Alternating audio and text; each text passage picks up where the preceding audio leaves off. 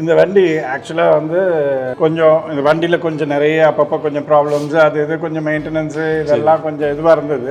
நாங்கள் ரெண்டாவது ரொம்ப யூஸ் பண்ணலை, அதுக்கப்புறம் கொஞ்சம் வண்டி யூஸ் பண்ணாமல் அப்படியே இருந்தது. ஒரு நாள் இவங்களுக்கெல்லாம் தெரியாது, இவங்க எல்லாம் எங்கேயோ வெளியே போயிருந்தாங்க. அன்னைக்கு உள்ளுக்குள்ள ஒரு வேலை நடந்துட்டு இருந்தது. நான் டக்குன்னு என்ன பண்ணலாம், இந்த வண்டியை இது கொடுக்க வேணாம் வச்சுக்கலாம்னு சொன்னோம், அவ்வளோதான். பட் இவர் எனக்கு தெரியாமல் ஒன்று பண்ணார். அதான் நான் வந்து இவங்க சரி கொடுத்துடலாமா வேண்டாமான்னு ஒரு சின்ன ஒரு இதில் இருந்தது.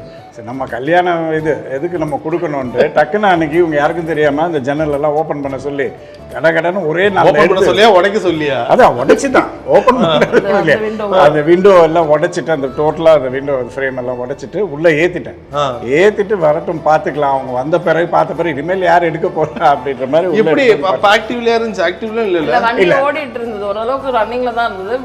சின்ன சின்ன ரிப்பேர் அந்த மாதிரி தான். சரி, நிறுத்தி எவ்வளவு நாள் ஆச்சு? உள்ள பல வருஷம் ஆச்சு, ஒரு 10 வருஷம் உள்ளதா இருக்கு. ஆமா 10 வருஷம்.